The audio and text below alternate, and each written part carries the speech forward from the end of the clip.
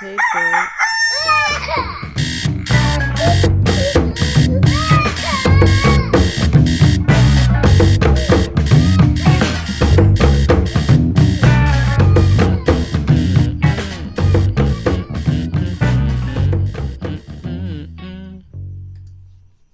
That crying is quite atrocious. What's going on, y'all?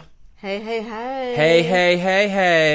It's 222 Tuesday, and it's Woke with Kids, y'all. It's Inyaze and Melissa. That's right. And what's your name?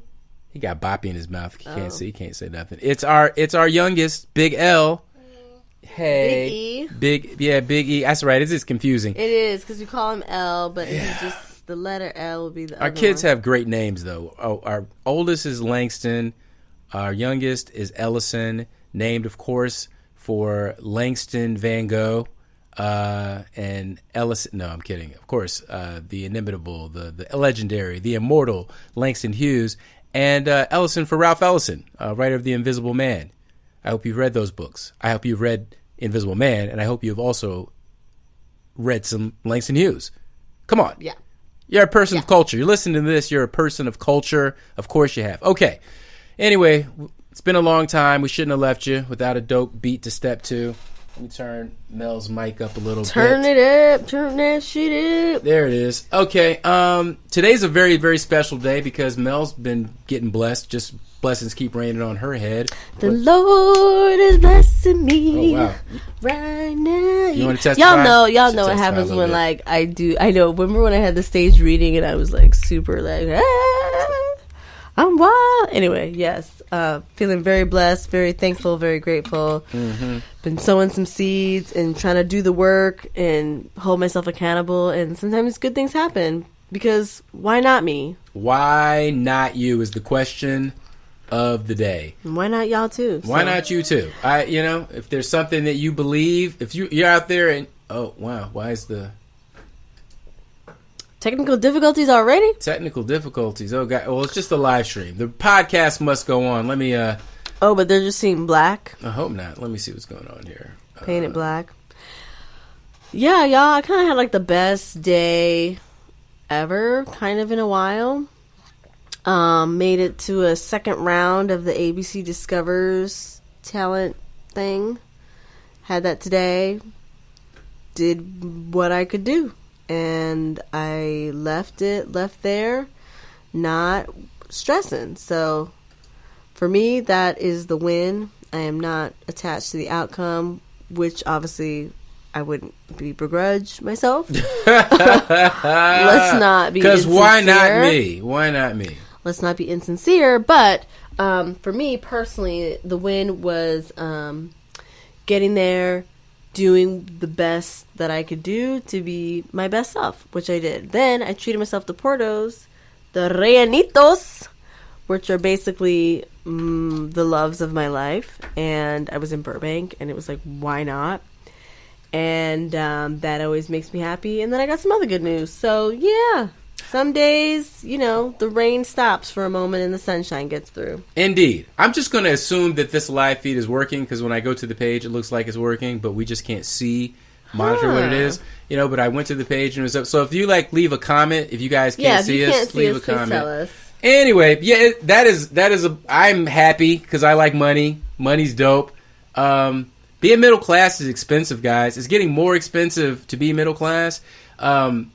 There was a house down the way from our place that's going up for sale for $1.3 million. And which one? That one with the nice landscaping in the front? Yeah, with the old fashioned saloon type font on the for sale sign. It's very nice. It's like 1.3 million. Somebody knows a graphic designer, guys. 1.3 million for a house that's probably 1,200 square feet. It's ridiculous. Whoa. It's out of control. I meant to look at the open house because I'm dying to see what the hell they did to the inside. Yeah, there's nothing you can do to the inside to make it worth $1.3 million. Tell me what that is. I mean, that backyard better be an oasis with golden trees. That shit something. better come with Oh, I don't know what that sound is. Oh Lord, I'm jumpy. Okay, weed is legal, guys. Okay, moving on. Anywho, So we got a lot to talk about. It's been a very busy week and some change since we left you. A lot of things have happened. Trump has continued to Trump. I know that is a shock to the system. Also, we lost some people under some very sad circumstances, and black people continue to catch hell. So it is what it is. Actually, as a matter of fact, it's just kind of like same shit, different day. But let's talk about some of this shit. Let me see what I can get into here. Let's get into it. So the first thing I guess we got to talk about is that we got to give credit where credit is due to our glorious leader, our infallible, glorious leader who is going to just sort of win us into to global supremacy. You know what I'm talking about. Your favorite Cheeto and mine, our commander, in the words of Fox Friends, our very own dictator. Our very own dictator. That's goddamn right. Donald V. Trump. I'm going to call him Donald V. Trump from now on. Voldemort? Yeah, exactly. He's like he has to have a moniker. He can't, and everyone has their own moniker. Mine is Donald V. Trump now. Trump be Trumpin'. He went to meet with the dictator, his fellow dictator of North Korea, the glorious leader of that communist republic, that walled off hermit kingdom. And they met in Singapore, and Singapore footed the bill because they probably have some investments in Trump Towers. So, because that's the way the world works now, is that if you want to prosper, you need to be invested in Trump. You need to be down with the Trump. Okay, fuck your cryptocurrency. You need to get some of this Trump coin. Okay, so Singapore, they met in Singapore and they shook hands. They sat down. They took walks. It was a beautiful first date. Okay, guys. You should be as thoughtful and as tender and as delicate as Trump was with the dictator of this repressive, brutal, anti-human rights fiefdom. But you agree with me? Okay. Ellison agrees with me. What I'm getting at is that all of that though was all worthwhile because what we got out of it. The amazing document that we got out of it was a promise to do some things about some things. I was about to say, under what pretense is he going? What is the pretense of progress in democracy or diplomatic relations? What are they even pretending is going to happen? So the main goal in this whole thing, right, is that North Korea has nuclear weapons, right? Yeah. And they're perpetually aimed at South Korea, who is a friend of ours, okay? Keep that in mind. They're friends of ours. But we want North Korea to get rid of its nukes because we're afraid that they'll develop long-range ballistic missiles and be able to tip them with a nuclear weapon and attack us in our sovereign land, right? That's our worst nightmare. That's our dick limping nightmare scenario. And to date, to be fair, North Korea has barely even gotten a boner. They've barely been able to shoot one of these things up and keep it in the sky. Sorry for all the phallic imagery, but we're talking about war here, guys. Okay, and I get to be all manly and stuff. Anyway, so we're afraid of that. And South Korea is a big friend of ours because they make all of our Kias and our what's the other one I used to work for? Hyundais and all that kind of stuff. But so the strange thing is that Trump decided unilaterally that we're going to stop doing war games with South Korea in exchange for the promise to do some things about some things in the future that this document is giving us because we're winning. So nobody knows. So nobody knows. Literally, the document says nothing. It literally commits to nothing. And he probably didn't commit to saying this is going to be any type of measurable outcome in regards to the success of my meeting. Yeah, because at the end of the day, all this guy really cares about is his legacy, how he's thought of. Because he is a celebrity. He's the first celebrity in chief, and he needs to write the narrative about himself. So, Nobel Prize, you think he doesn't want a Nobel Prize? You're fucking crazy.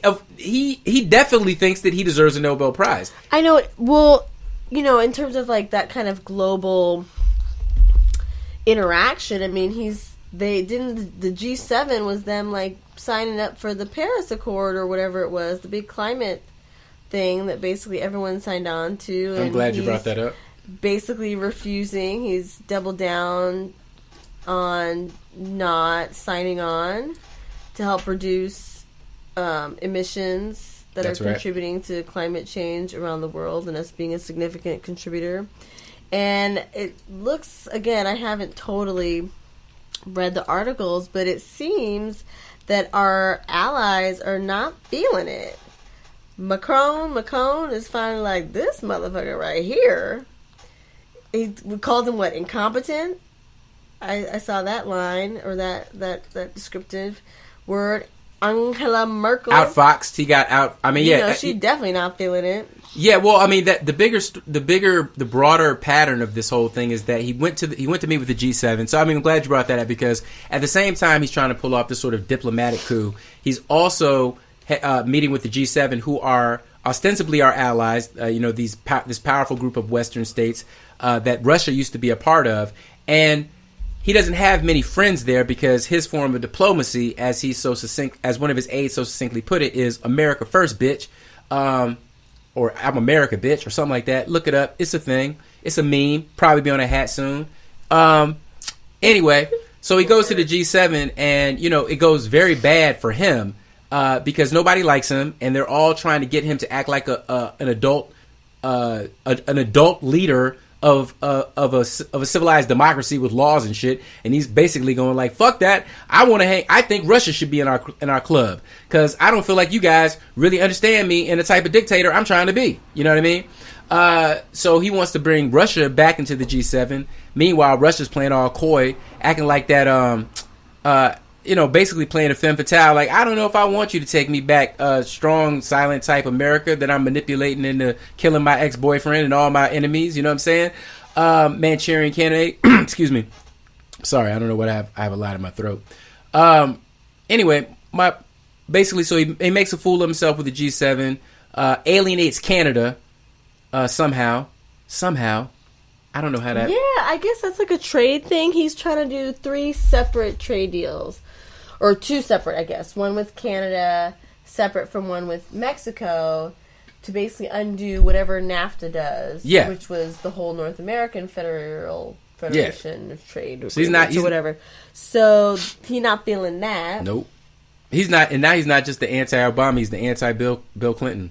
I mean, obviously, because if you do it together, then Canada and Mexico can rally together. And that gives them some pull or power in terms of leverage and getting what they want, or not changing it completely. But this way, they can try to divide and conquer. And the thing is that it's not like Canada or Mexico were actually attempting to do anything like that. Trump just decided that they were enemies, even though they've been our allies, even though every war we've ever gone to, Canada has been there with us. I mean, it's fucking Canada, guys. They've given us every, funny SNL guy from the 90s. I mean, they're Canada. We know who Canada is. But the broader pattern here is that Trump is alienating all of our traditional allies and all of our traditional trading partners, and meanwhile moving more into the orbit of people that we have traditionally considered dictators, people who do not support human rights, people that don't support democracy. He's been moving himself into alignment with Vladimir Putin. Right, all types of authoritarian regimes. Bam, authoritarian. And normalizing it. Yes. As, America first, so that when he's like, you know what, y'all should just make me the king. You know what? People will be like, oh yeah, okay. You know what? I mean, he's already talked about pardoning himself. What was that last week? That's that king shit. Talking that king shit. Talking that king shit. So, we thought they used to joke. The other side used to joke about Obama being a dictator. But you know what they decided the antidote was? The antidote was create an actual dictator. That's the antidote. That's the solution that they're thinking. We'll create an actual dictator, and we'll see how they like that shit. Okay, so Trump be Trumping is basically what I'm saying. Yeah, if for some crazy reason you thought he was doing anything other than the Moses, he's doing it. So Trump called Dennis Rodman to thank him for making all this possible. Oh, God. Dennis Rodman broke down in tears during his award tour victory lap circuit. Broke down in tears and had the coonish audacity to actually say, Obama never listened to me. Obama never paid me any attention, but Trump called to say, I'm so tired of you insecure.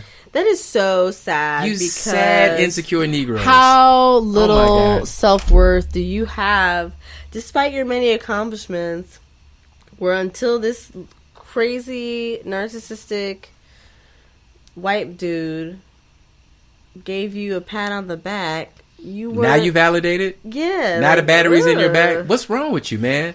I mean, like, it's nasty. It's like when... that's what it is. It's sad and it's gross, man. It's gross. It's that Kanye, it's that I want to be associated in a line with power, even though I know... even though I know that it's corrupt, even though I know that he's not doing the right thing. Or maybe you don't know. Maybe you're just equally corrupt and equally don't give a fuck, and that's why you always got down in North Korea and never seem to see anything wrong with all these people living in poverty. You know what? And I mean, or maybe I don't know what I'm talking about. Maybe North Korea is paradise. Maybe it's like Fantasy Island, and they keep it's like Wakanda. They've got a special barrier over it that we can't see all the wealth and amazing technology they have, and that's why they can't get the rocket off. Anyway, I'm just being logical. So yeah, Sarah Huckabee Sanders called him, and that's great. They showed him a movie. They showed him a fake movie trailer to get him in the mood. Oh, this seduction was so on point, y'all.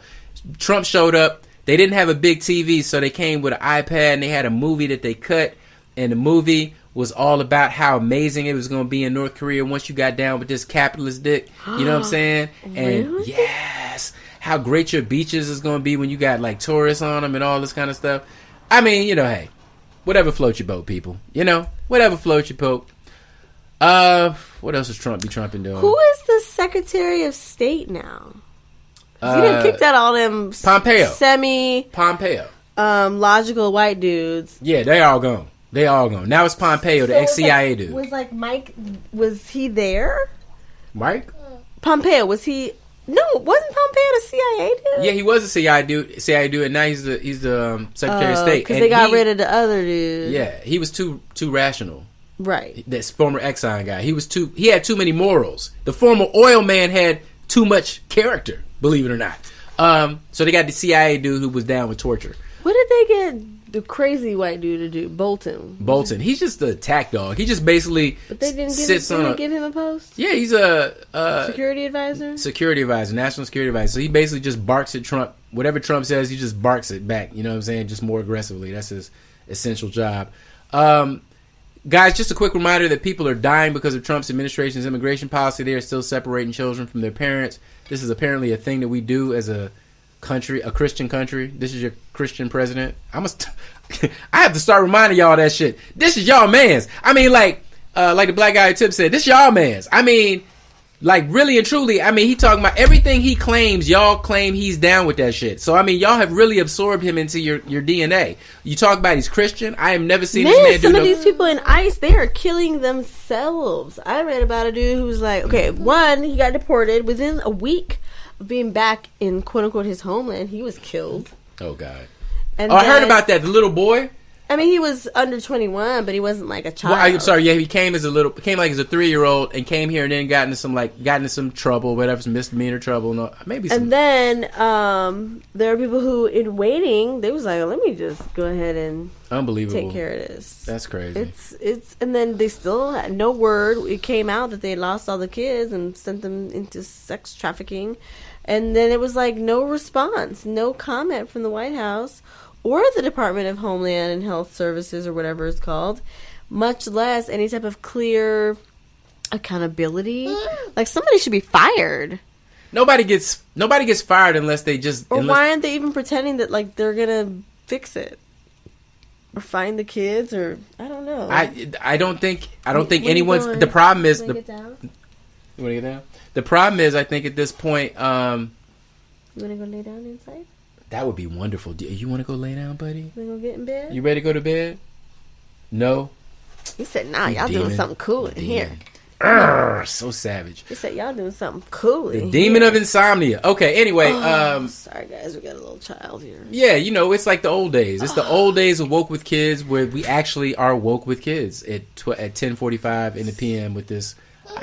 Did you not take a nap today? I asked Grandma. She said he did. Oh, Lord. Well, I mean, I guess if you would have taken a nap, then I don't know. Whatever. My math, I don't know. It doesn't make a difference. So anyways, Trump be trumping. That's what we were trying to say. Okay. And the deal with Korea is just crazy week, and it doesn't make any sense. The other thing Trump is doing right now, which is tripping, is he's unraveling the asylum system. I think we talked about that a little bit. But he's also fucking up our pardon system. So much so that even the Republicans are basically saying, like, please don't pardon Ron Blagojevich because, his 14-year sentence, he earned every penny of that. I mean, why do you want to pardon a man that we caught on tape red-handed actually talking about, I'm going to sell this seat. I'm going to sell this motherfucker. If y'all don't remember Ron Blagojevich, shout out to Jon Stewart, rest in retirement. Ron Blagojevich was trying to sell Obama's senatorial seat to the highest bidder and got caught on tape doing so. It was ridiculous. I mean, it was just, he had to be caught. And I'm tired of the Republican rebuttal always being, which is this current theme going on. Y'all got to listen for it. The Republicans or the conservatives or whatever they call themselves now, the Trumpians, I don't know. Their new thing is when they get caught doing something wrong, they say, well, you didn't prosecute all these other people who did something wrong. Why are we being selected? It's like, so you're saying that we should just let everybody go because we can't catch everybody? Because you got caught? Yeah, it makes absolutely no sense. That makes no goddamn sense. There's no way that makes any sense in any time. Yeah. Anyway, it's ridiculous. All right. Are we? I think I'm done with Trump for now. Wait, was that last headline? Go back. What about Chief of Staff? That one? No. Oh, I guess it's missing. You want to? It's something about Chief of Staff, but I don't know. Oh, his phone was hacked. Trump's Chief of Staff was hacked. The Chief of Staff's phone was hacked. This is a thing that's been going on with Trump is that he uses an unsecured phone line. Remember they got in Obama's ass because he had to, he wanted to keep his phone, but they had to basically neuter it so nobody could listen in. Well, I mean, you'd think Hillary's emails was something. This dude is walking around with a phone that literally can be hacked by any kind of dummy fake cell tower that you could just put outside the White House that anybody could disguise as anything. I mean, not to sound like an anarchist hacker or anything like that, but I'm saying I can read the internet, guys. You know what I'm saying? I know how things get done. The Anarchist Cookbook is on the internet. Everybody can learn how to do this stuff. But you shouldn't.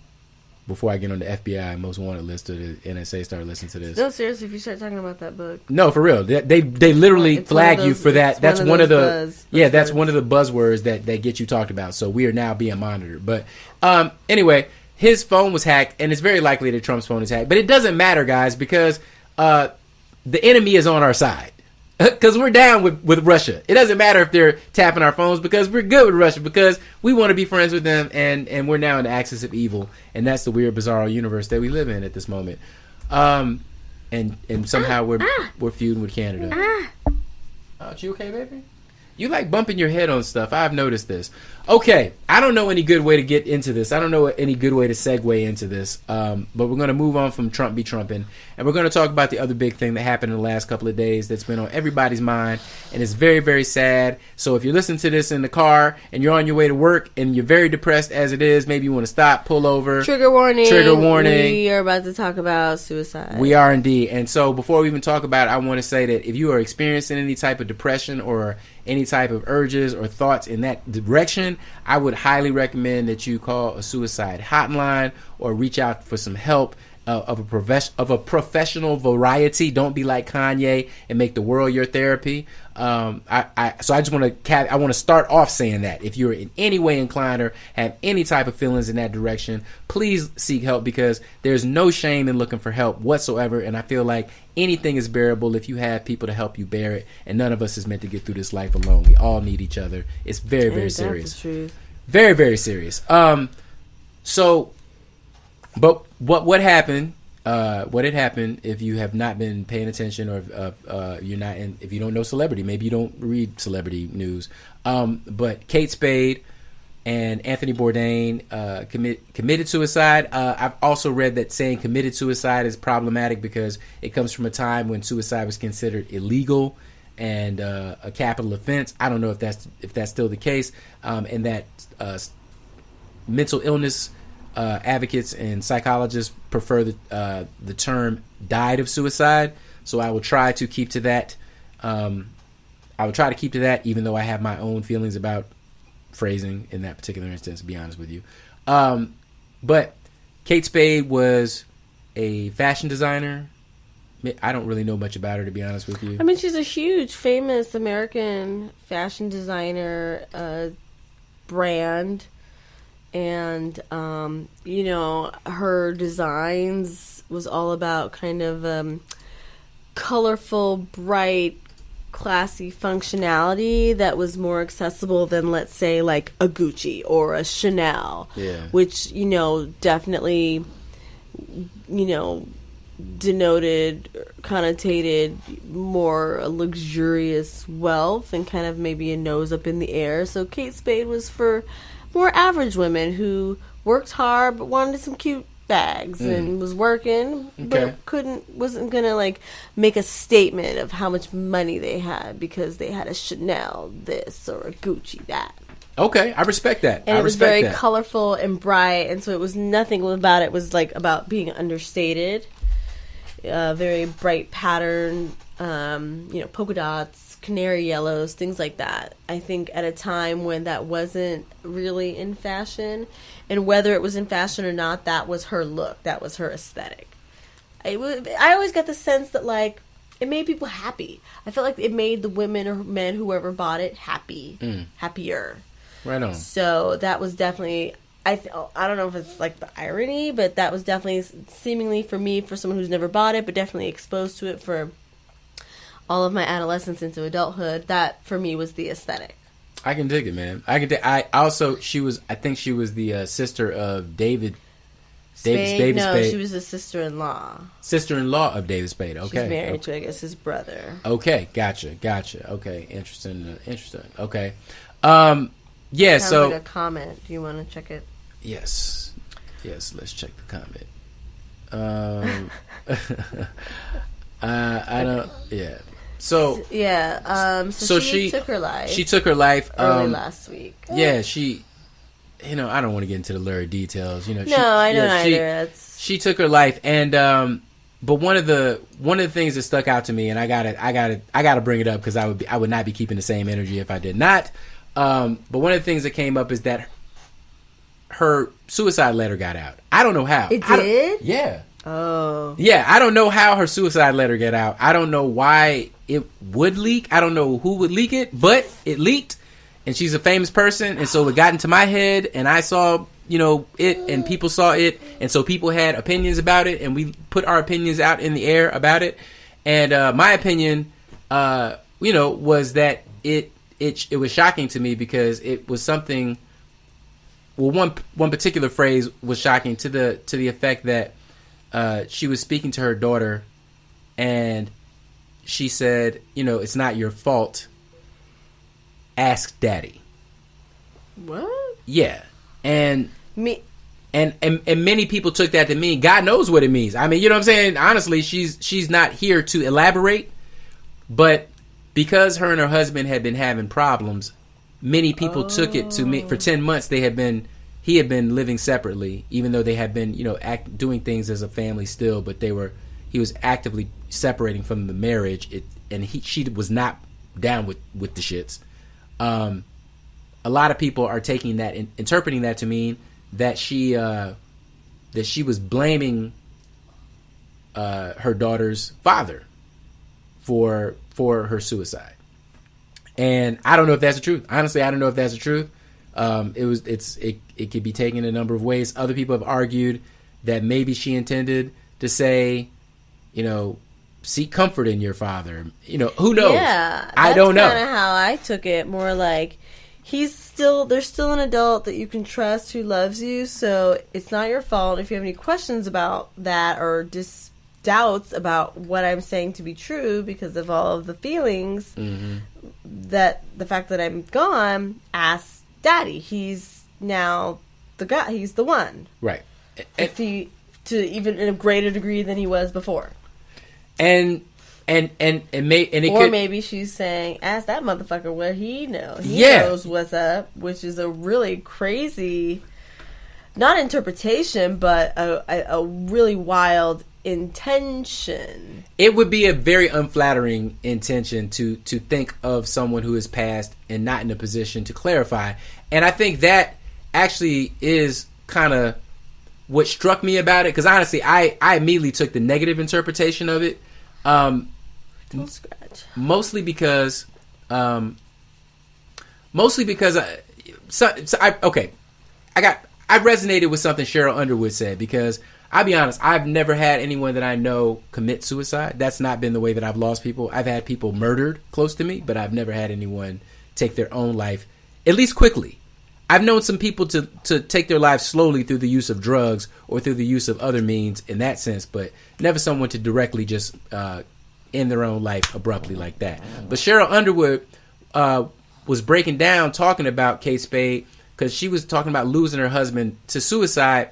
And one of the things that she mentioned and was speaking on was how once that person is gone, and especially in that suicide note, whatever it says, is this profound feeling that they have had the last word, and how painful that could be, that you can't address it.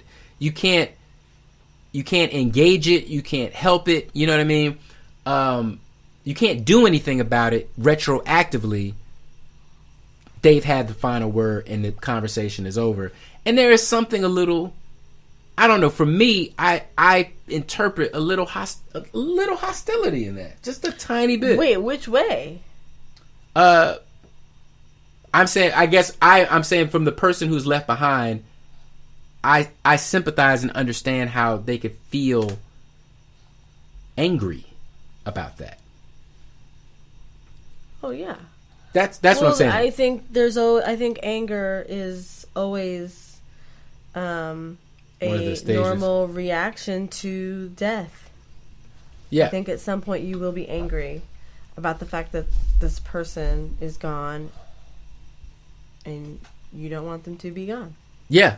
I think it's one of the clinical stages. I mean, sure. I think in this particular instance, and when a person takes their own life or leaves a note, when you didn't even know maybe that they were struggling. Yeah. Again, like you said, the stages or whatever, anger might be more prevalent or persist for longer. You know. There was a study that I was reading, or an article that came out in the New York Times. Interestingly enough, that was talking about the phenomena of survivors of people who have died of suicide, feeling bad when things like this happen, when these sort of public these sort of public deaths occur, because there's all this increased talk about awareness and being alert and checking in on people and asking them how are you and all this kind of stuff. And people who have lost people then have to deal with the idea of was I not alert? Did I not do enough? I didn't check on this person. Yeah, I didn't check on them. Is it my fault? You know what I'm saying? Because that, it is kind of a weird message when you think about it, because after someone commits suicide, dies of suicide, and Anthony Bourdain was the other person, and we got to talk about him as well, because he had an amazing life that influenced a lot of people, maybe even more so. I don't know how you measure that kind of thing, but he was very famous and at the apex of his power when he died of suicide. But we, after these public deaths, we do get really vigilant. We do want to not have this happen again, and so we start talking about it. And that's my wine. More people, more water. That's right. Yes, water from wine. My son knows the difference. Okay, he might be a messiah. But so everyone gets really vigilant. People start suicide hotlines getting increased call volume, which is great, because more people are aware of them, and they're taking advantage of that resource, and it's good. But when someone does commit suicide or dies of suicide, the person left behind is a victim of that suicide as well, in my opinion. You know, they are harmed. That there is the dying, it doesn't just happen to the person who leaves. There's also a dying in the people that are left behind. Do you feel like it's a greater harm than when, let's say, a relative is killed? Yes, I do feel like there's a greater harm because my brother having been killed, I have options when it comes to I have options to the way I want to relate. First of all, I know that my brother did not want to die. I know that if left unencumbered, he would have gone on. You know what I'm saying? So I at least have the imagination of what his life might have been, even though that might be a source of pain to me. What I also have is someone to blame and hold accountable, someone that I can hate freely for as long as I need to hate them, and then can even forgive, you know. But what I feel like complicates someone who dies by their own hand is that they are simultaneously the victim and the victimizer. But isn't it also maybe to some degree the same process of, I mean, sure, it can complicate it. I agree that maybe the loved ones left behind it's not as easy to be like, oh, I'm so angry at the person who clearly was suffering. Right. And so there's guilt maybe when a loved one is just killed in other circumstances, the people left behind don't have to feel guilty about their possible, I don't want to say complicity, but their proximity. Proximity, yeah, it's a good word. To yeah. The situation that led to those choices. But either way, the people left behind are going on, and whether the person has been killed by someone else or by their own hand, isn't one of the last stages gotta be maybe forgiveness? One would hope. Or if you're not going to forgive the cop or the random guy who got mad at the bar, if you're not the type of person to forgive that person, then maybe you're not the type of person to forgive the person who took their own life either. I think you're right. Just saying, I think you're right. I mean, I think I agree that it complicates it because it's more conflicting feelings towards the same person, but I think ultimately it's the same journey towards, I don't want to say healing, but processing the loss and learning to live with grief. I agree. Actually, I agree. I think you make an excellent point that at the key of it all is forgiveness, because forgiveness is for the giver, not the receiver. So that's what I'm saying. So I think the more worked up you are, I think it's a natural reaction, but I think it's a mistake for the people left behind to get wrapped up in how it affects them. Yeah, I agree. That, I agree about that. I think to go so far as to be like, I'm so angry at this person, like, it's natural and it's healthy and you have to work through, but to kind of stop and not be able to continue the process of grieving like you would if it had been different circumstances, I think is a less of a good choice towards continuing your own life and well-being. Yeah. And so I think regardless of how the life is lost, you have to go through the stages. I think you're right. I think it is the same process in either case. And I think, I think when people kind of focus on that's so selfish and kind of make that the issue more than, the disease that the person was suffering from or the circumstances that they were suffering from that led them to that, I think that just seems as selfish to me, actually, to kind of obsess over Well, I'm glad you one said. aspect of I'm it. glad you brought that up because that is the exceptional case. That is the case that I because I disagree. Not in that I disagree with the. Can we click to see if anyone's commenting on this, please? Sure. I don't disagree with the principle of what you're saying, but the inverse for me at least, as somebody who has, I've had many times where I've had sustained bouts of suicidal urges or a sense that I guess a better way to put it is that I've always been highly depression prone, or even more complete to say that left to my own devices, I tend to oscillate between periods of mania and depression, much like my mother, who is diagnosed bipolar. I am not diagnosed, and I don't take any type of medication as well, unless you count a lot of chronic. But one of the things that whenever I have gotten very dark and very into my own sort of pit of self-annihilation, where I don't give a fuck about anybody or anything except the pain that is my being. One of the things that brings me back, if not to the light, at least anchors me to the fucking ground, is something my father put into me when I brought up this very line of questioning to him when I was somewhere in my early 20s, and I was dealing with the fact that I was not some rock star at the age of 23 or some shit like this. And he basically just said exactly what I just said. He just said that killing yourself is selfish, and it doesn't just hurt you and end your life, but it ends a piece of other people's lives, and it hurts them, and it creates this hole, and it just causes a lot more problems than the temporary one that you're going through. In other words, that old saying, it's suicide is a permanent solution to a temporary problem. And so, at least in my own personal experience, viewing suicide as selfish is in the same vein as I don't do hard drugs. I don't fornicate outside of my marriage.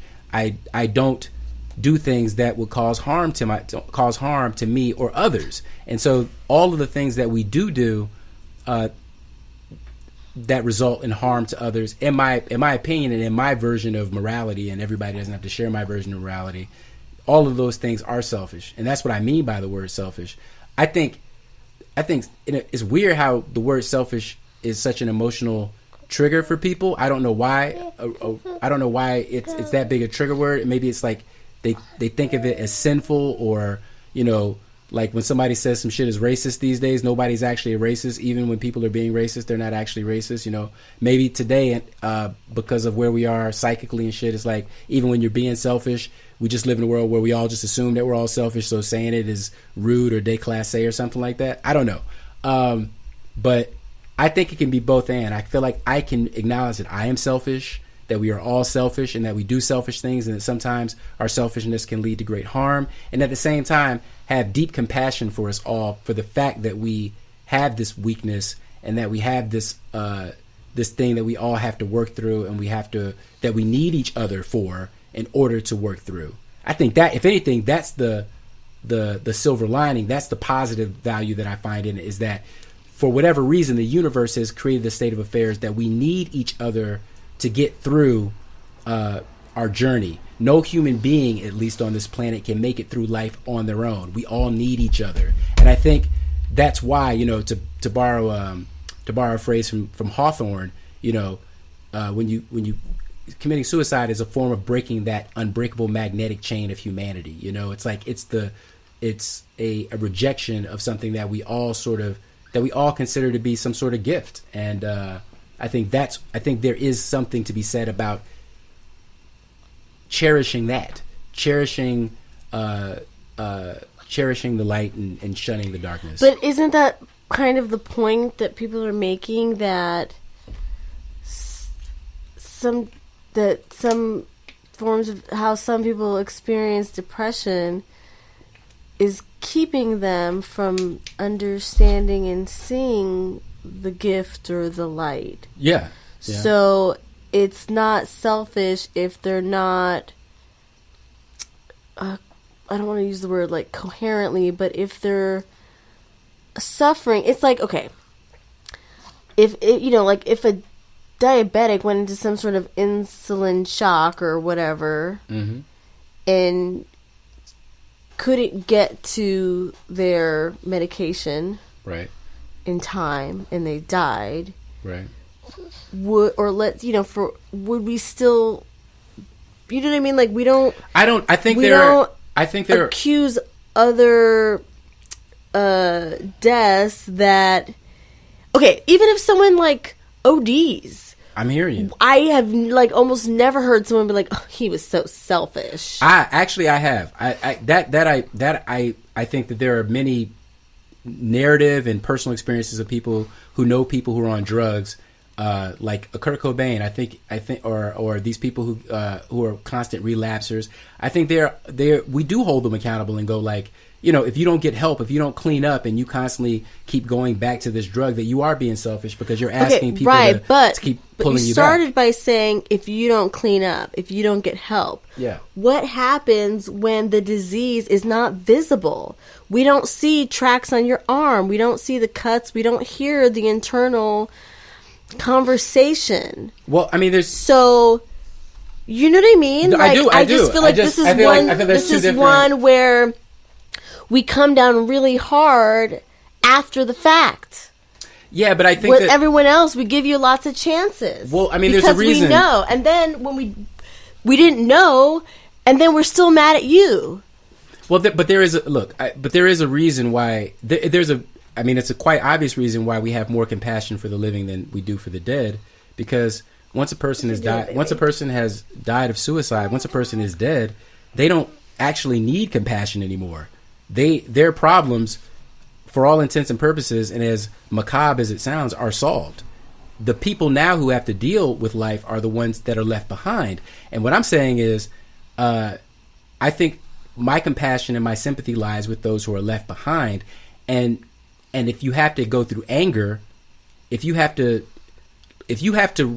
rationalize that person as saying, if you have to judge that person and say that person was selfish and killing themselves, versus saying I was not vigilant, or I couldn't see the track marks, or I couldn't see the signs of their disease and I was oblivious, I think that you have the right to take the reality where you are not a bad guy, or you're not a deleterious friend, or somebody who wasn't able to be there. Because at the root of this, what we're talking about is agency, and that's the thing I want to make a really important point about, because I'm not talking about schizophrenia here. Schizophrenia is a chemical imbalance that they can trace to like a specific physical cause. There are things that lie in physical roots that have mental, that have an effect on our mental processing. Alzheimer's is one of them. Alzheimer's isn't caused by selfishness. Like they're not forgetting things because they choose not to remember them. So I'm differentiating first broadly against that there is always a place and a space that we have to carve out for people who have physically rooted neurological problems, and maybe the problem with that is because society hasn't made a safe place for these people to be. We've closed down all of our asylums in America. We don't have any place for sick people to actually be if they don't have money, and I think that's a symptom of society. But on the other hand, there's also just something to be said about the sheer hardness of just what life is. That everyone is dealing with life, and life itself is difficult.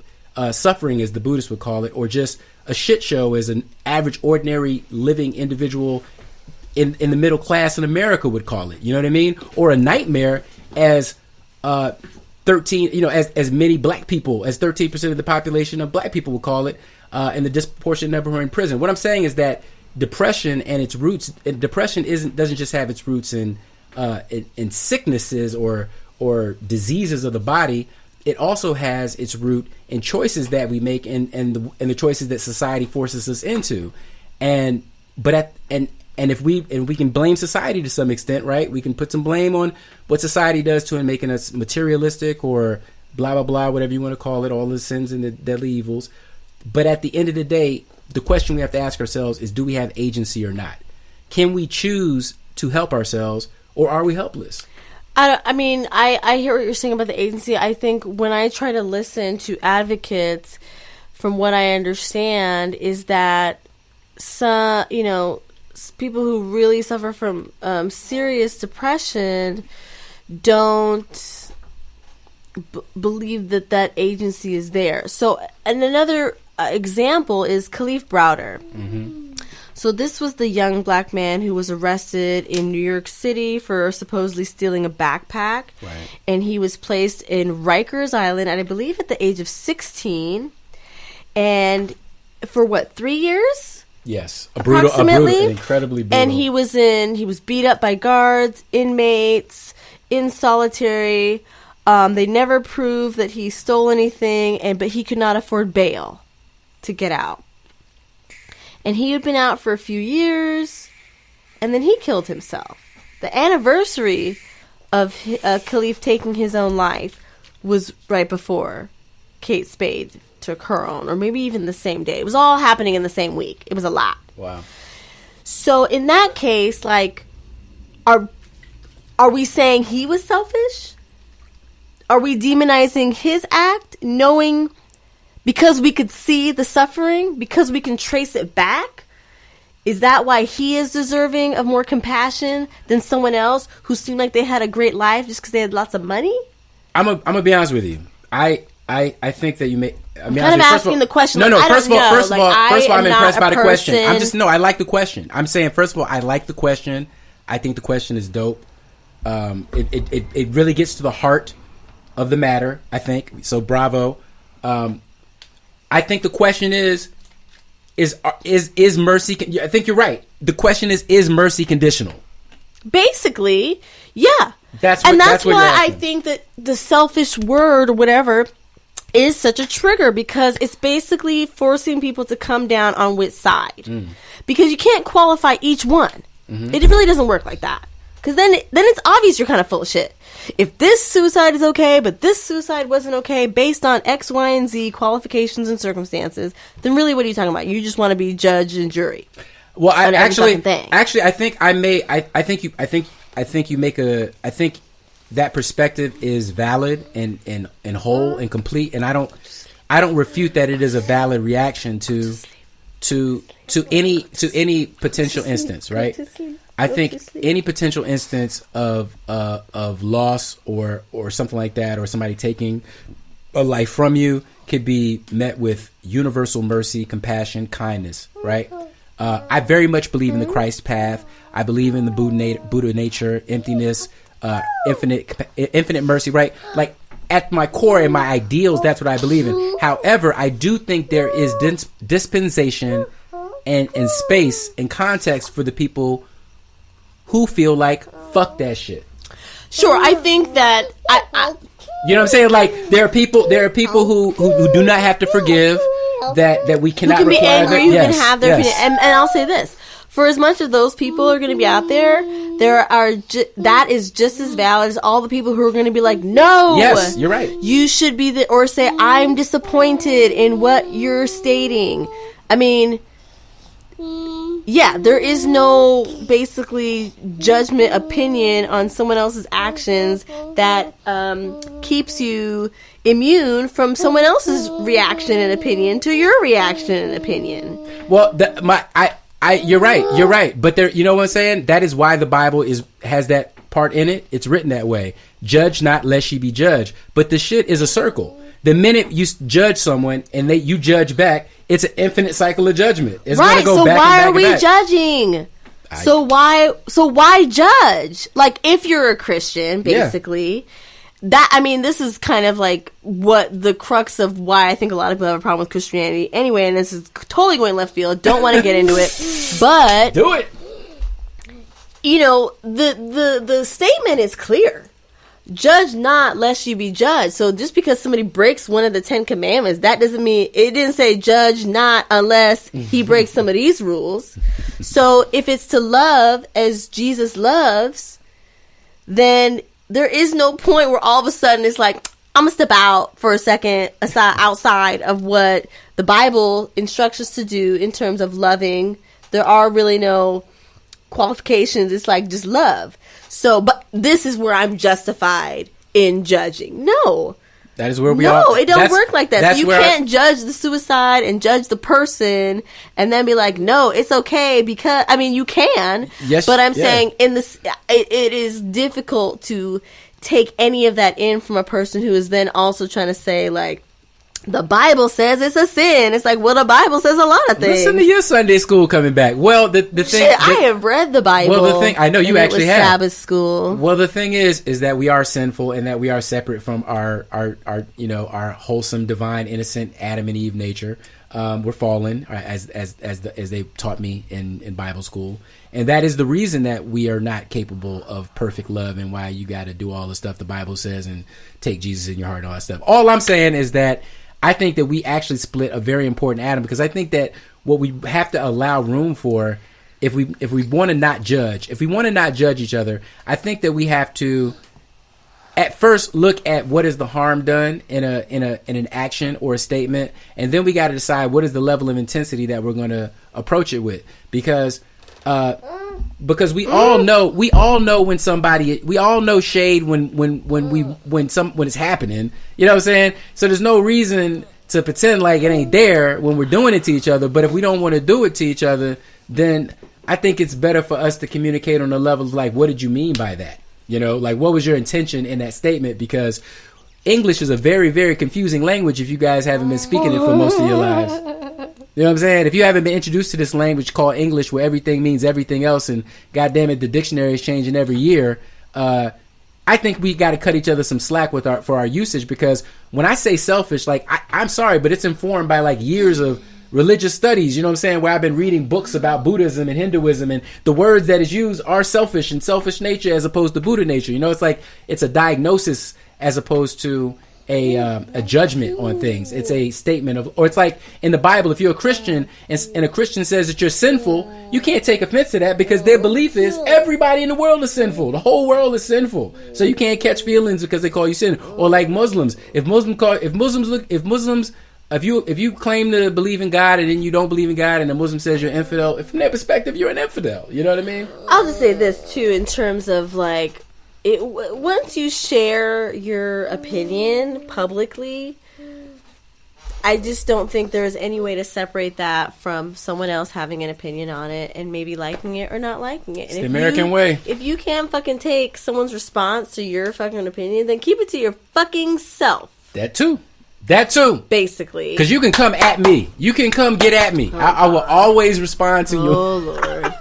But in the meantime, he's fucking bitching and moaning here to me, and I'm like, okay. Listen, I'm a neurotic person. This is what I'm saying. I'm neurotic and I have issues, and this is part of how I help. This is my therapy. We have talked that to death. We have talked that to death. I'm glad you helped. No Thank pun you.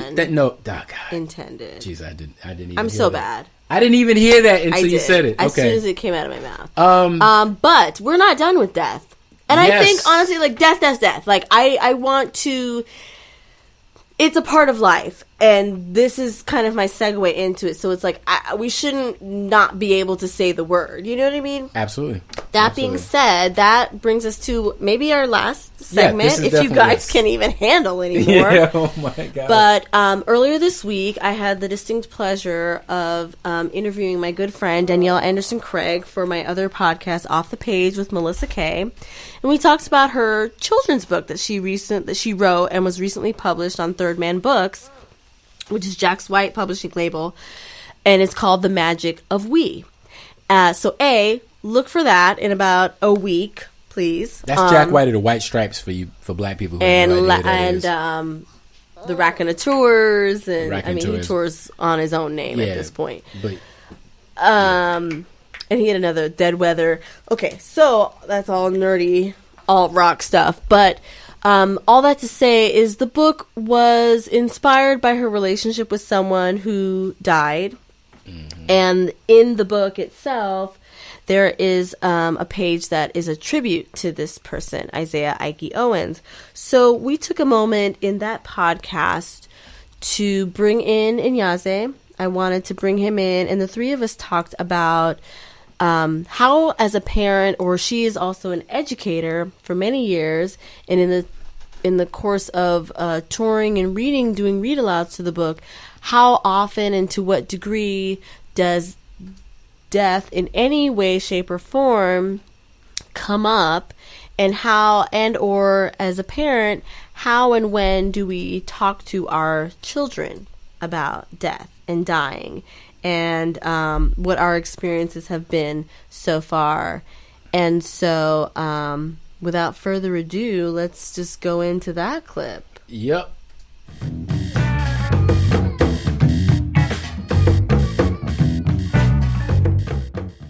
Hey, Danielle. Hi. How you doing? Hi, Yaze. Hi. Long time no see. Long time no see. Yeah, it's good to hear your voice again. It's great to be chatting with you today. Right on, right on. Where are you now, anyways? Where are you? Berkeley, always. I can always Berkeley, except when you're like remote across the sea and right. traveling the world. Yeah. Oh, right. Berkeley always. Yeah. Berkeley always. Never leave Berkeley. Berkeley, You're in Nicaragua or Costa Rica or Thailand, or Italy or Thailand or Bali. Yeah, exactly. Malaysia, okay, except real. for those times. Okay. Good. Got you triangulated now. Good. Good. So, when I'm in one place, it's Berkeley. Okay. Wonderful. Wonderful. Well, God bless Berkeley and you being with us here today. Mm-hmm. So in Thank the you. magic of we, as we've been talking about, this really came about as a tribute to Ike. And in the pages, hold on, let me grab it here. Because, okay, actually here in the book, in the back, let me flip to it. So after the last page of the story, it says, dedicated with impervious love to the ever-burning light that is Isaiah Ike Owens. You remain my soul's ally and my best friend. Thank you for making the mundane surreal. So, question. Yeah. As a reader, I read basically cover to cover. So I read The Magic of We by Danielle Anderson Craig, illustrated by Carly Dooling. And sometimes if there is a dedication, maybe not every single time, but if there is a dedication, I will read it. And if there's kind of something special like that at the end of the book, I will read it. I feel like that's part of the author's story.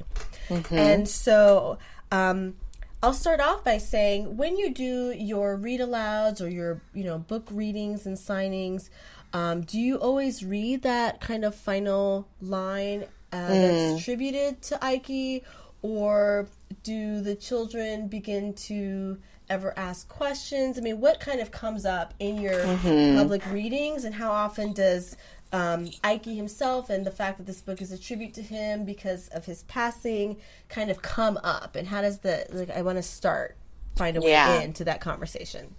Yeah, this is a great conversation, and one that is loaded and layered, and let's just jump right in. Cool. Yeah. So when I read the book to children at a school visit or at a bookstore, I typically do not read the dedication.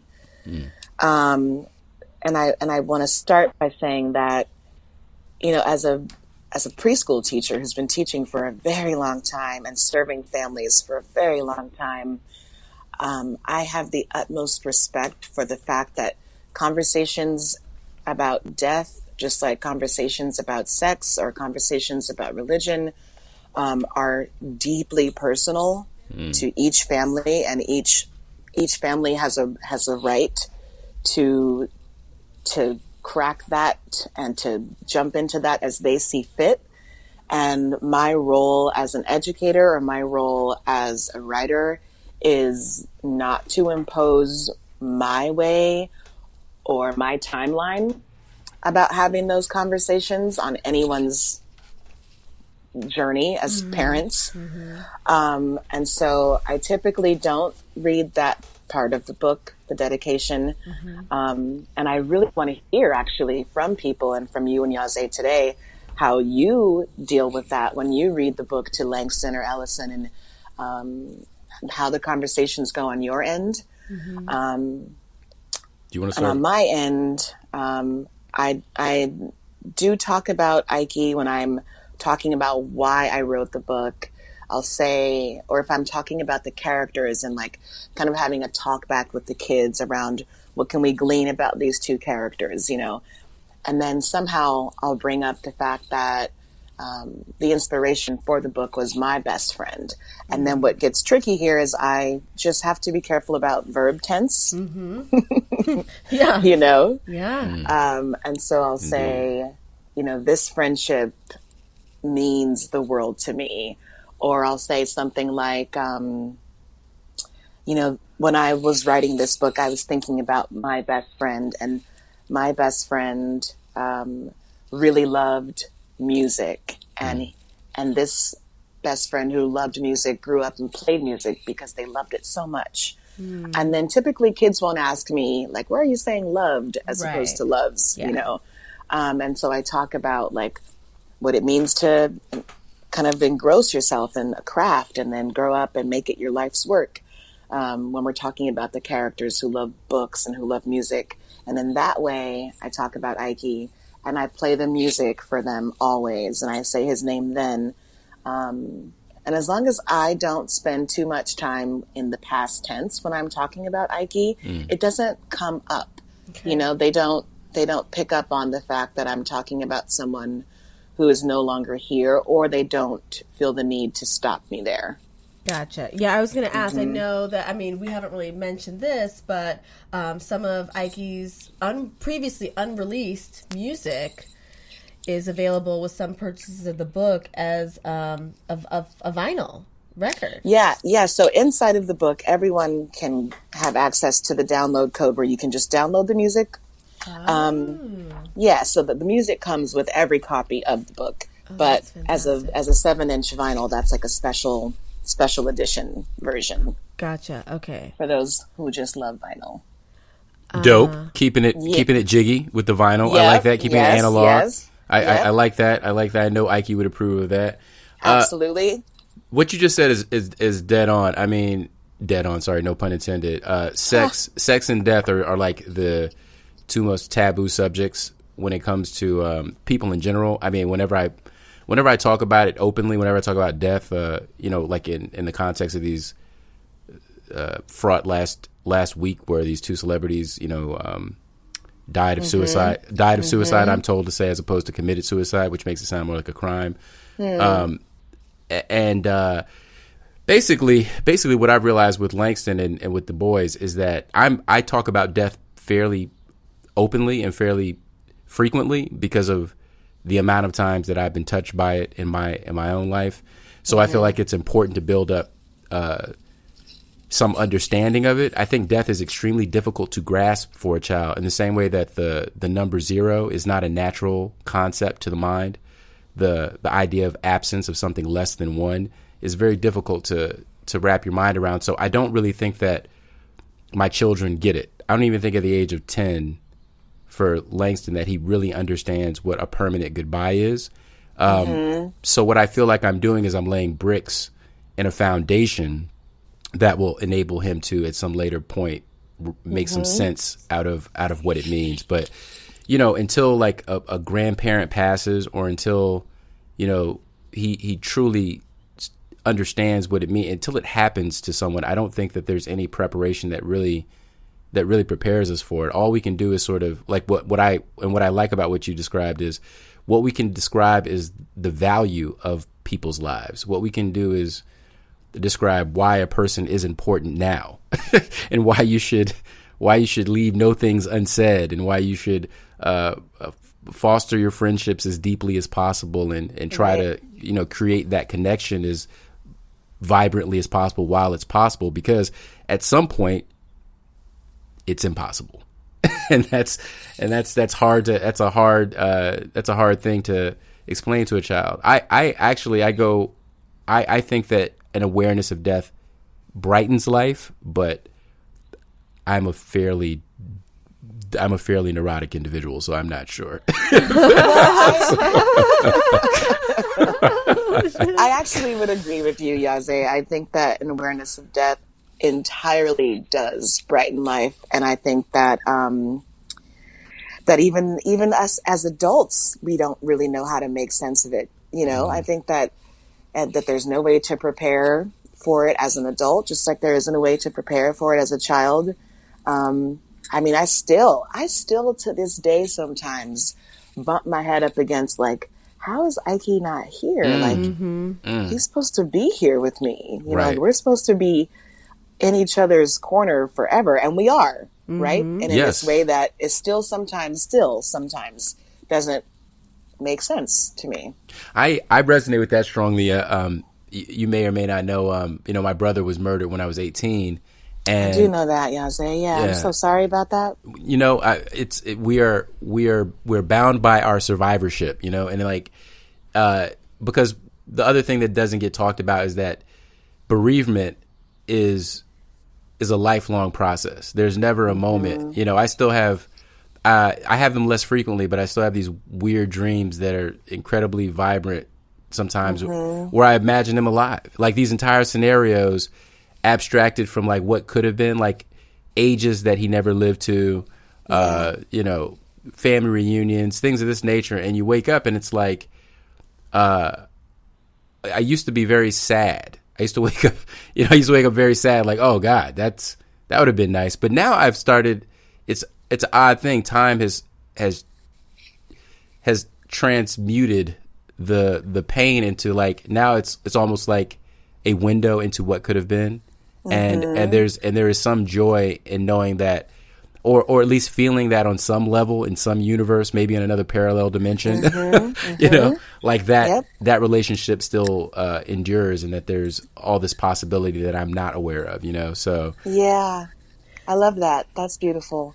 I like to think of those. I have dreams of Ike all the time, and I like to think of them as visits. I don't, like you were saying, I don't wake up from them sad anymore. I wake up kind of in this weird way, like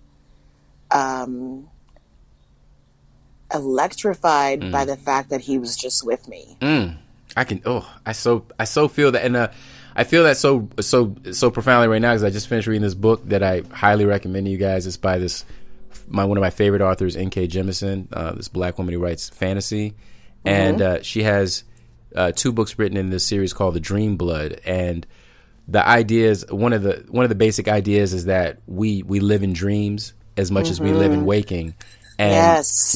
and that in dreams we all go after our deaths in this book. And so like, even after somebody is gone, we have this access to them, that we can go visit them in the world in dreams. And I think that's something that we need to relearn in our society, is because I have this feeling, this strange feeling, that a lot of the discontent and the depression and the sadness and disconnection from life stems from a lack of acceptance of a finality.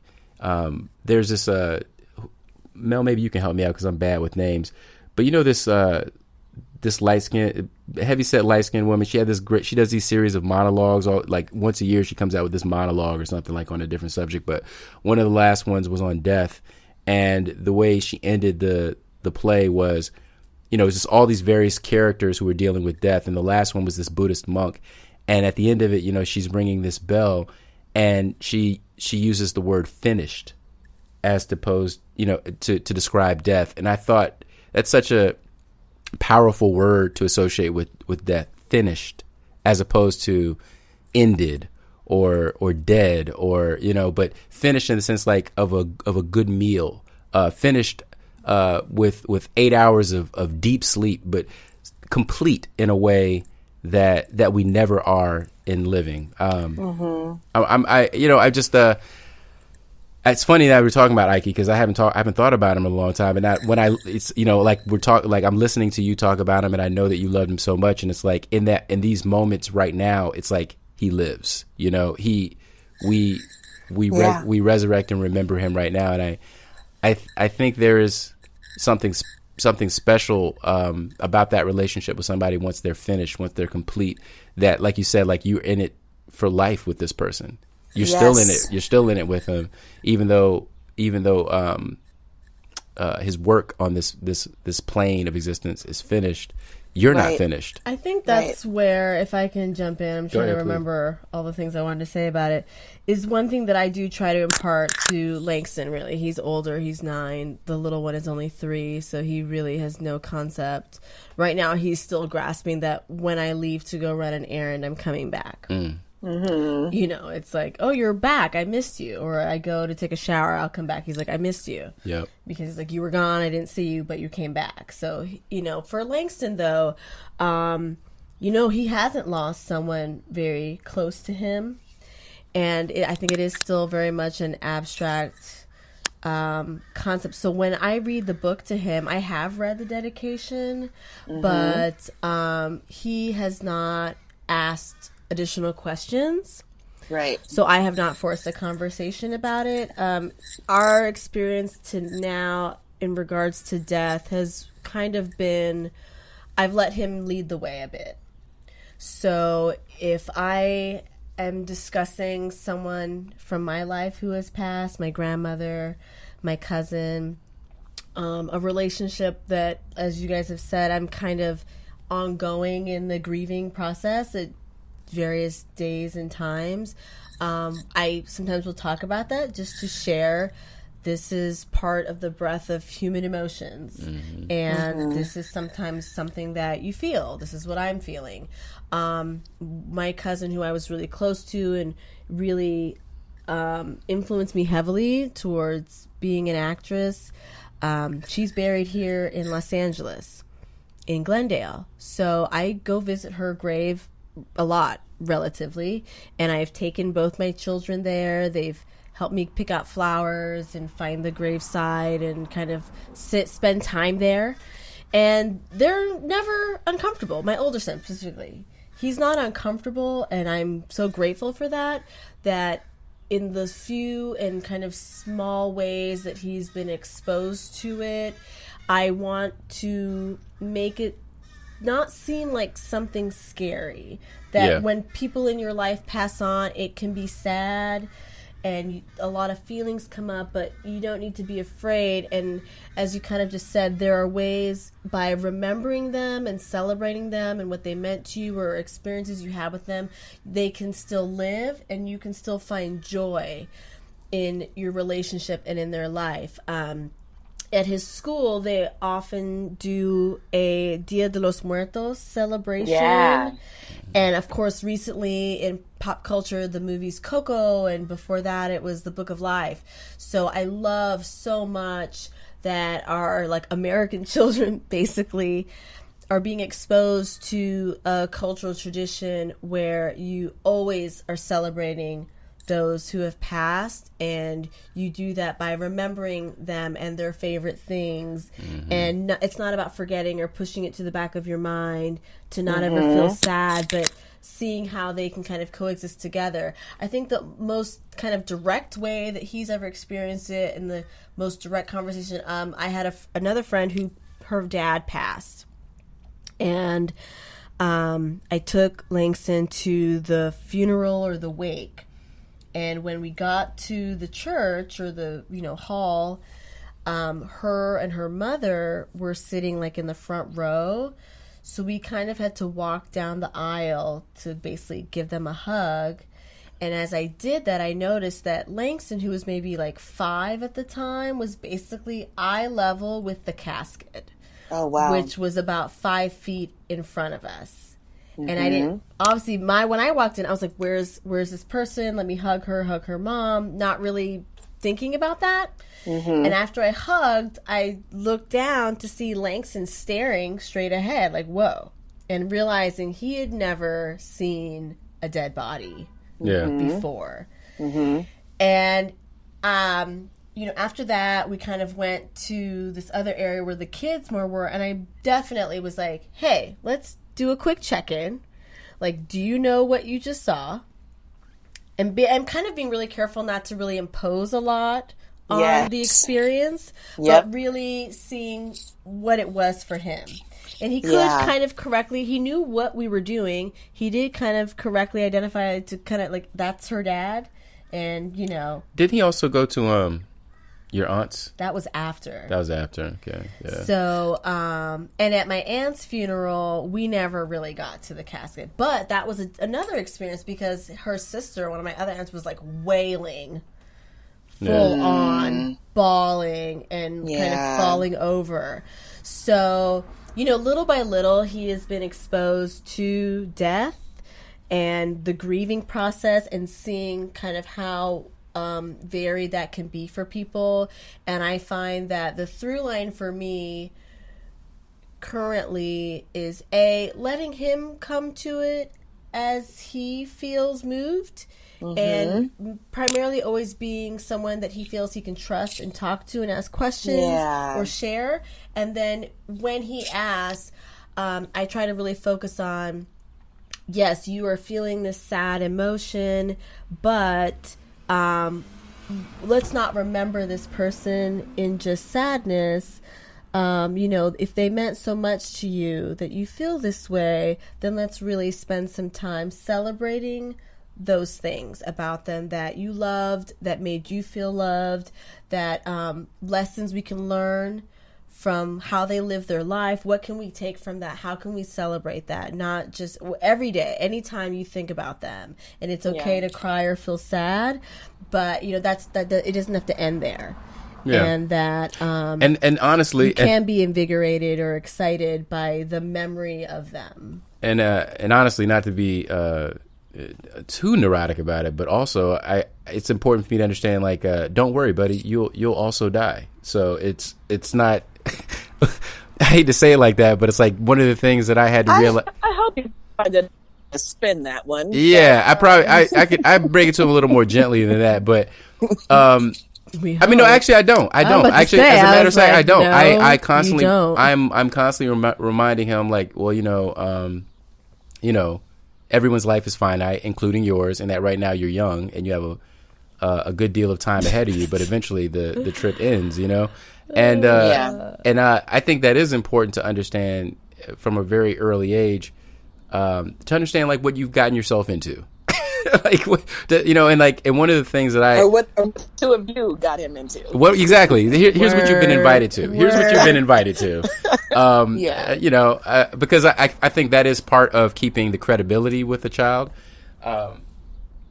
Is that I don't want to? Is like I'm not trying to sell him that life is this universally beautiful thing. It is a beautiful thing, but it's not life. Life itself, the whole thing, is not just for human beings. It's for the whole ecosystem of beings and sentient beings throughout the whole planet and universe by extension. And so some of the universe is for you, some of it is for your benefit and for your pleasure and your enjoyment, and some of the universe, the vast majority of it, has nothing to do with you, really. It's like it's for plants and animals and bumblebees and mitochondria and all this kind of stuff or whatever.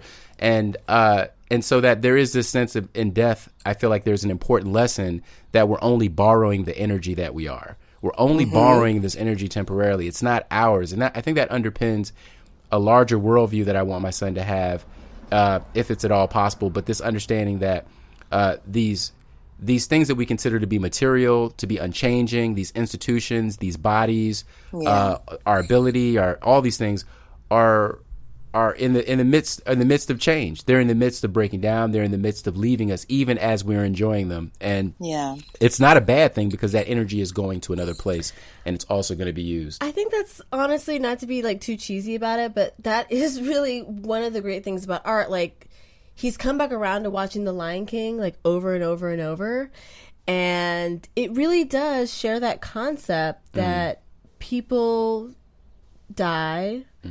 But they don't have to leave you. Or even in Black Panther, which he's also seen, like, you can be in community with those who have come before you. And in this book as well. I was just looking at the book. I mean, that's what I'm coming to. Yeah. It's like, I think art is a very useful tool to basically talk about life and humanity and our feelings and experiences, and death is a part of life. I was just looking at the cover of the book and realizing that, the boy character looks exactly like Ike. Oh, you missed that part of the conversation when she was sharing that in working with the illustrator, Carly Dooling, she would sometimes send images. There's images of her and Ike together. There's images of Ike as a young boy that she sent to him. So she basically shared a lot of kind of personal images that she wanted to gently influence. I love it. The I love illustrations. it. Go ahead. Thank you. I love what she did with it too, and I also just want to jump in to say that when I talk about the characters, I do give the one in the dress kind of gender, and I might say she, but I purposely leave the other character open, and I say they. I didn't notice, but yeah, I can dig.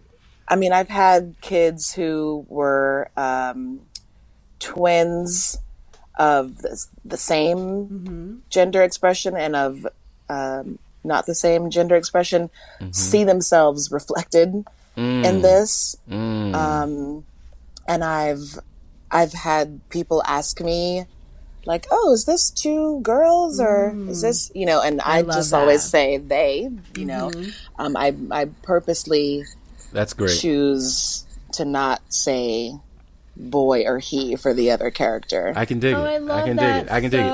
so much. Yeah, that's kind of like on some that's on some Rumi, it's just the beloved. I love that. And I think part of what's so beautiful again about the book is that it distills it so much to the magic of an interaction with someone. Yes. It's not about their gender or what they look like or you know what I mean? It's like what can we do together? What is it when two people come together? Yeah. And also not just and even if we're not genderizing them, I do love the fact that they're portrayed in all their melanated glory. Oh, we talked about that as well. I think yes, there is nothing wrong with a little identity, and I love the fact that they look like that carefree, was very intentional. Carefree black boy or all girl. Of it That's right. Was very intentional in. I like there's this reference to like where the wild things are, and you got black mermaids. I mean, you packed a whole lot of. There's a whole lot of imagery packed into. I told her it was almost like a visual poem in a book. Very much so. Very much so. Yeah. The more repeated readings of it, that's the feeling I get. Yeah, yeah.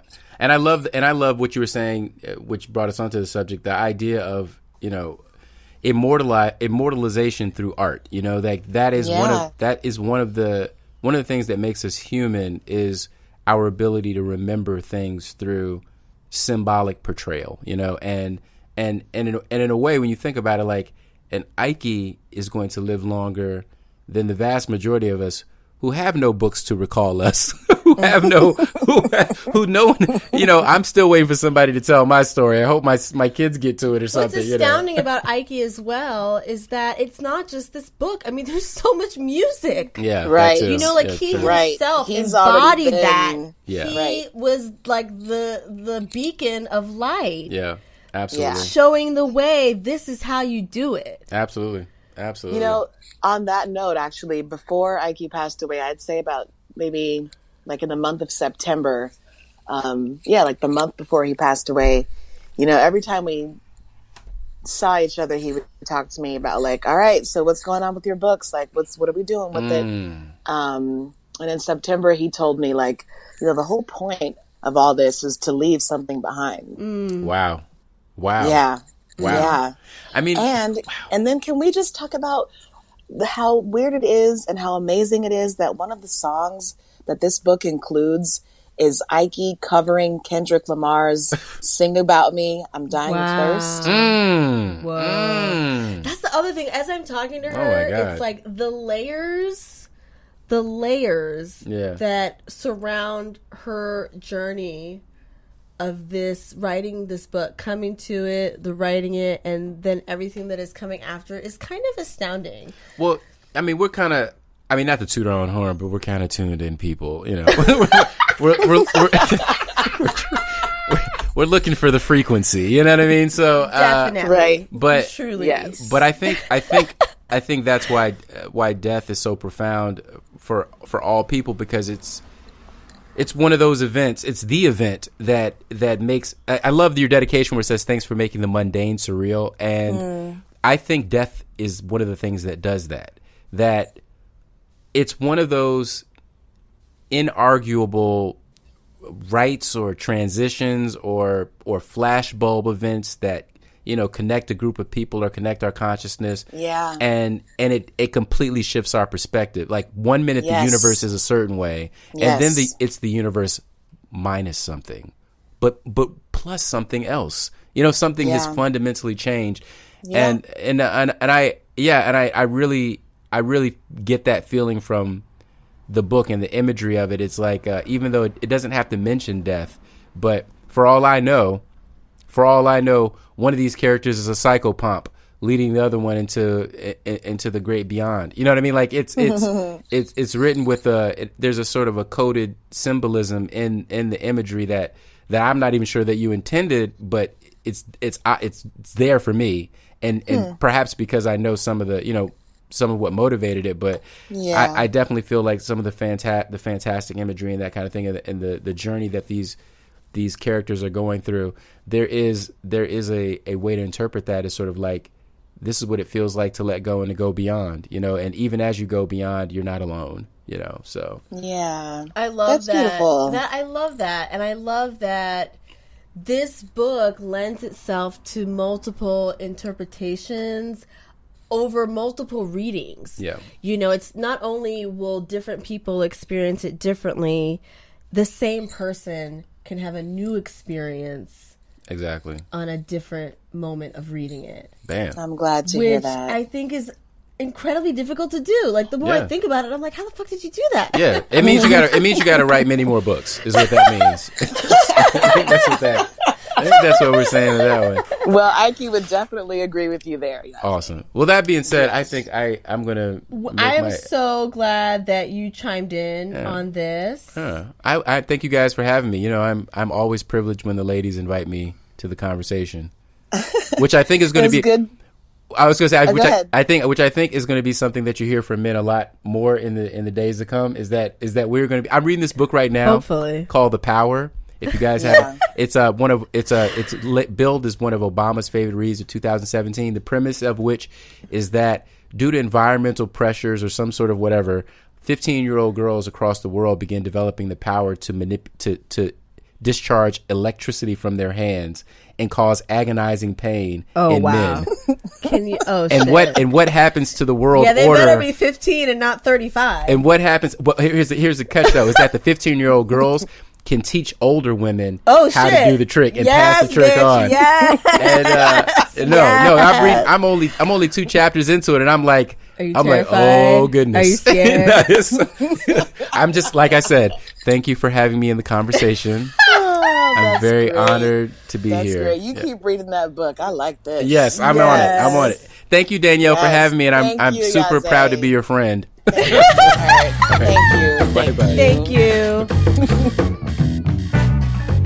All right, we're back. Thank you so much for that, and thank you, Danielle, for sharing your thoughts. It's always fun to catch up with her. We should tell people about your other podcast. Well, again, yes, it's called Off the Page with Melissa Kay. You can listen to the entire interview with Miss Danielle on that. Yeah. And it's really my opportunity to talk with friends and close acquaintances of mine who are doing amazing creative stuff, and to kind of get a little bit, as much as we can, into the nitty gritty of their journey to whatever this accomplishment was. So for her, I've known her since she was 16. I was 17, so that's quite a while. And she's had quite a journey to becoming a published children's book author. Indeed. So please check that out. And basically what you heard is a little taste.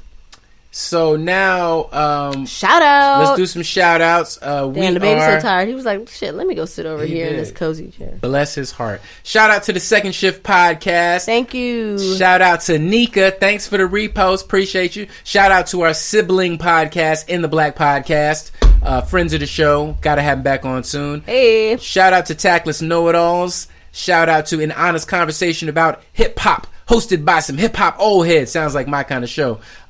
Shout out to the homeboy Just Say Words podcast. Shout out to Ebonics as usual. Yeah. Shout out to Al Diddy. Appreciate you, brother. Hey. My podcast brother with We Come From Bad News. Shout out to Two Awkward Millennials. Shout out to What Is the White Pants Society. Shout out to B Mills. Nice picture. Yep. Looking cute. Shout out to Shades of Grey podcast. Shout out to Fish and Grits podcast. Shout out to Two Squares podcast. And shout out to the Podcast Brothers Podcast Network. All right. Thank you so much for listening. Tune in next whenever cycle period of time that the Bear with stars us, align. y'all. It's the end of the school year almost. Yeah, man. And it's also the end of Ramadan. And, man, I'm tired. I be tired. Yeah, and I'm out here trying to get God. my hustle on. So tired. And the children's is staying alive and eating and things. So Oh, yeah, and you know what? I'm sorry for talking about death so much on this podcast. This is one of these, I know it's not a whole lot of chuckles and a whole lot of laughter. I know, this was like a really heavy episode. It was a really heavy, this is like one of those special broadcasts like on Saturday evening. No, a special message from NBC. Yeah, I don't know, but this one I think it was going to be weird for me personally to not talk about it. Yes. Although, I mean, I would never claim to suffer from deep depression, but I know someone very close to me does, and, you know, they have attempted to take their own life a couple times and have been rescued, saved. I'm not sure if there's proper terminology. But I know a lot of people felt some kind of way, at least about the passing of Anthony Bourdain. I mean, I didn't know this obviously beforehand, but I know someone who said they were texting with him 3 days prior. Yeah. Oh, yeah, that's true. About, I like, that. some things to do in the future. Yeah. So... yeah, I think that caught a lot of people. I don't want to get back into it. Yeah, I don't either, but basically, I hope that what our listeners can take from it maybe is like, no matter what your thoughts and feelings are, even if you know for sure you think it's one way or the other, like maybe just this will give you a moment, or this will make you think twice about how sure you are about the way things are. And also, maybe you will listen to people in a new way, or you'll observe behaviors in a new way, and you'll notice something. And so the whole, like, it is kind of saddening that it's only after a celebrity takes their life that we're like, check on your friends. Because people do it all the time. Kids do it all the time. People of color do it all the time. Poor people do it all the time, or they're just dying. But I think, for as maybe awkward it can seem, it's never a bad message. Yeah. So I hope that instead of being like, damn, that was dark and I'm down, you can find a reason to use that to try to keep some light in your direct circle, outer circle, whoever. Yeah. You never know. Be a light, y'all. Maybe, yeah, basically. Always, look, if I sometimes have expressed something that sounds unkind about somebody that's taking their life, that's not my intention. I'm just trying to have a debate and trying to express some thoughts on my wife here, and I believe in absolute forgiveness in almost every circumstance, even the ones that seem weird to other people. And I'm saying, especially if somebody's alive and living on this planet, they can change, they can be redeemed, they can be reached. I think we should ask each other, how are you? Sincerely, much more. We got my man Pierre Benu from Exit to Apple. He is constantly on Facebook, like, just saying, like, y'all good, and just doing a roll call with people and asking, like, are you guys okay? And it's beautiful. You know what I'm saying? It's like, that's what it would be like if we was in a village. And maybe that's part of why shit is so fucked up, is because we live in these cities, man, in these concrete jungles where we're separated by walls and by anonymity and just by sheer numbers, and we get alienated, and we feel like, you know, I don't know, maybe just, you know. And I think also it's not like, there is no one answer. It's not like, oh, as long as I text everyone or I call people, no one I know is going to take their life. Like, no, that's not how it works. Yeah. But I think any opportunity that you can take to reach out is always a good one. That's right. I feel like I should, look up. Yeah. So, guys, I feel like I should just end with this. If you feel like you might be at risk, you should call the National Suicide Text Hotline. You can text them. You ain't got to call them. It's 24/7. And as a proud advocate of therapy, check with your insurance, because I had a hookup one time where I was paying $5 fucking dollars. Our insurance is pretty good now. I should probably look per into that. session. Yeah. And I was like, what? I give you $5 and you have to sit here and listen to me ramble? It's a good deal. It's not like I'm always there crying and talking about my childhood. Sometimes I'm like, oh my God, this bitch at work, and then this, and then the kids did this. And you're just like ranting when sometimes like your friends or your partner, they don't want to hear that shit no more. Indeed. So, And you can just help you. Maybe sometimes talking it out to yourself helps you get perspective that you didn't have. And once in a while, they'll put in like a really thoughtful question or bring up something that can really help you. But half the time, they're really just there to listen. And we all need that. We do all need to be seen and heard. So don't be afraid of therapy. Yes. I mean, that's my opinion. yes, but also if you have passed therapy and you are in danger of yes. killing yourself, then please stop what you're doing now and text CONNECT. CONNECT. Okay. To 741. Bye, y'all. I gotta go. 741 Baby jumping on me. 741 Like, put me in the damn bed. 741 Say goodnight, 741 in the United States. Good night, Daddy. Daddy trying to say something serious. Text CONNECT CONNECT to 741 741 in the United States, and be well, y'all, and stay well. Peace.